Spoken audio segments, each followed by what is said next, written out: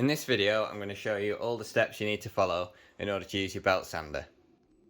The first thing you're going to want to do is select a sanding belt.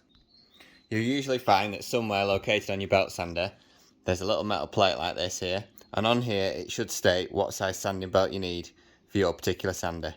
As you can see, the sanding belts we need to use for this Makita belt sander are 100mm by 610mm. So once we've bought our new sanding belt, we can then think about putting it in our sander. All these sanding belts will have a directional arrow, which lines up with a directional arrow on the belt sander, so you know which way round to have the belt on the tool, as that's important. And all these belts will normally tell you how rough the sandpaper is on the inside as well. So this is 40 grit belt sanding paper. First thing we need to do before we start playing around with our belt sander and changing the belt is to isolate our tool. We also want to make sure that our trigger isn't pressed or our buttons down, because what we don't want to happen is when we do give the tool power again, we don't want it to automatically start. So make sure the tool's unplugged and none of these buttons are on. If you face your belt sander the right way on the desk, you'll find that they all have some similarities. So they all have a directional arrow here, or there'll be a directional arrow somewhere on the casing, and they all have a lever in the middle, which then allows you to remove the belt. So I'll just show you that now. So lift that up. That removes the tension from the sanding belt and allows you to slide off the old sandpaper. So we take our new sandpaper here, we make sure that our directional arrows line up with the directional arrows on our tool, then we can slot that over the top. Turn our sand around, make sure that our sandpaper is located in the middle of this metal plate. We don't want our sandpaper too close to the body of the tool, otherwise it'll start to catch, so line it up in the middle. This can always be altered later with the adjustment knob.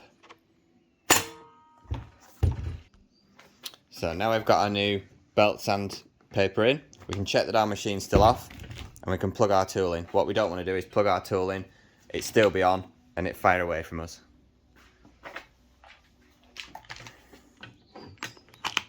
So our belt sander's plugged in, it's still on the desk, which is good. We know that it's safe. What we want to do now is we put our new blade on, we just want to try it to check that the blade runs right and there's nothing wrong with the sander. We just want to try it and check that the belt runs okay and there's nothing wrong with the sander.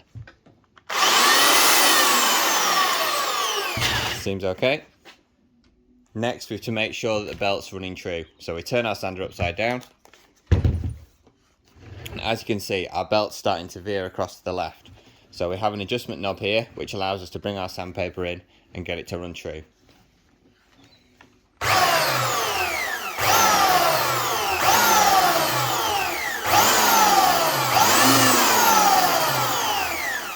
What I like to do is I like to get my belt centered up, and with my last turn of the knob, I always want to have it so that the sandpaper has a slight tendency to drift outwards.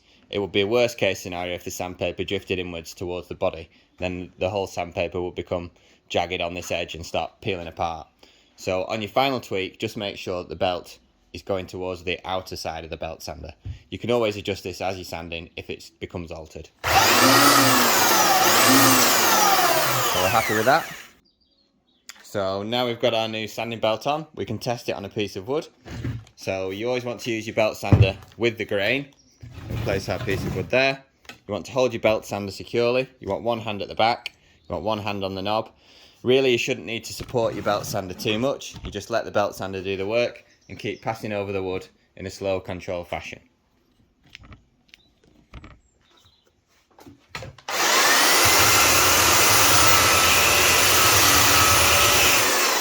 So we're not applying too much pressure, just letting the belt sander do the work.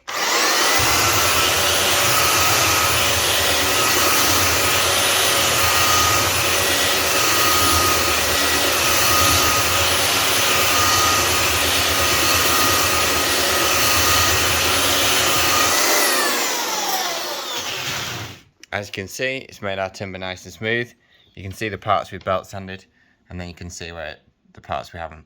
So always go with the grain. If you start sanding across the grain, it'll have a tendency to fur up, and it will take you a lot longer to then smooth out those belt sanding marks. So now you've sanded your first piece, it's always a good idea to just check that the belt stayed in the right position. So if we turn our belt sander up, You can see our belt's still in a fairly good position. It's got a little bit close to this edge, but nothing too major, so we might want to just adjust our adjustment knob again and just have the sandpaper more centered. Always check your sandpaper central in your belt sander, because that's probably the most common cause of damaged sanding belts.